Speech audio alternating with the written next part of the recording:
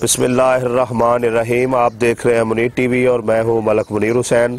जो दोस्त नया मकान बनाना चाहते हैं वो ये वीडियो शुरू से आखिर तक देखें। इंशाल्लाह ताला आपको इस वीडियो का बहुत फ़ायदा होने वाला है। आजकल चूँकि लोगों के पास टाइम नहीं होता, बुनियादी तौर पर जो दोस्त अहबाब जो है वो परदेश में होते हैं और कुछ टाइम जो है पाकिस्तान में गुजारने आते हैं, तो उनका इरादा होता है कि हम जो है मकान ठेके पर दे दें। तो बाज़ दोस्त जो है वो बाहर ही होते हैं और वहाँ पर बैठे बैठे ही किसी पर एतमाद करके अपना मकान जो है वो बनाने के लिए उसका ठेका दे देते हैं। तो इसमें जब आप बुनियादें बनाते हैं, पहला काम मकान का बुनियादें बनाना होता है, बल्कि इससे पहले जब ठेका होता है तो तब भी आपको चाहिए कि बजाय एक ही बंदे पर इत्मीनान करने के आप 2, 4, 5 लोगों से रेट लें और उसके बाद जो है जिसका रेट आपको मुनासिब लगे और जिसका इस काम में तजर्बा भी हो तो उसको ठेका दें। उसके बाद दूसरी चीज़ ये है कि जैसे ही आप सामान ख़रीदना चाहेंगे तो ठेकेदार जो है वो झट से आपसे सवाल करेगा, जी आप ईंटें कहाँ से मंगवा रहे हैं, आपने रेत कहाँ से मंगवानी है, आपने सीमेंट कहाँ से मंगवाना है। खैर आप छोड़े, मेरे तल्लुकात है, मैं आपको बताता हूँ फ़लाँ इंसान जो है वो बहुत अच्छा है, वो ईंटें जो है नंबर 1 देगा। फ़लाँ जो है उसकी ट्राली जो है वो दूसरों से 2 फीट जो है वो बड़ी है, वो उसकी ट्राली में रेत ज़्यादा आती है, हमने उससे रेत मंगवानी है। और ऐसे ही फ़लाँ शख्स जो है वो उसका सीमेंट जो है वो नया होता है, स्टॉक किया नहीं होता, पुराना नहीं होता, उससे सीमेंट मंगवाते हैं।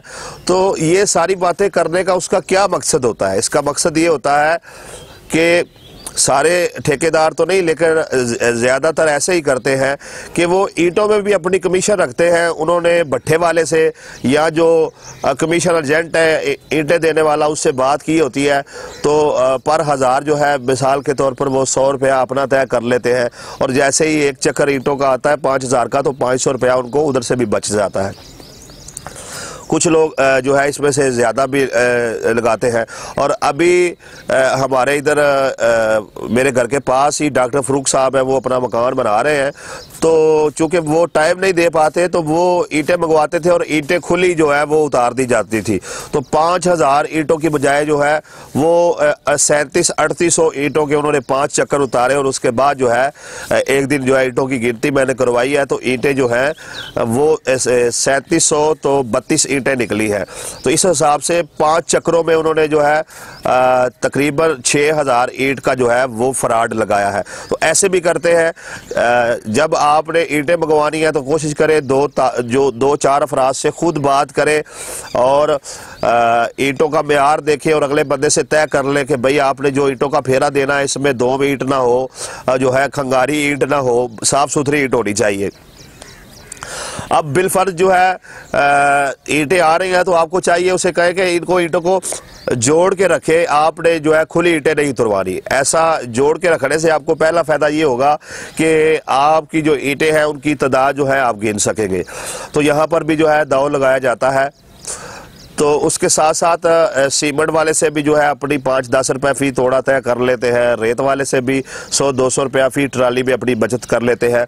तो इस तरीके से ठेकेदार जो है वो पहले दिन से ही फ्रॉड मारना जो है वो शुरू कर देता है। तो आपको चाहिए कि आप अंधा एतमाद किसी पर ना करें।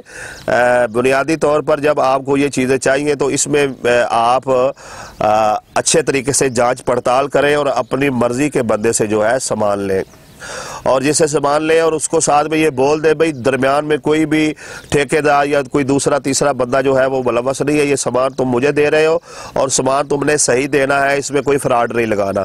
जाहिर सी बात है जब ट्राली वाले को या भट्ठे वाले को या रेत देने वाले को ये पता चल जाएगा कि दरमियान में किसी और को पैसे नहीं देने हैं तो वो भी आपको चीज़ मेयारी देगा।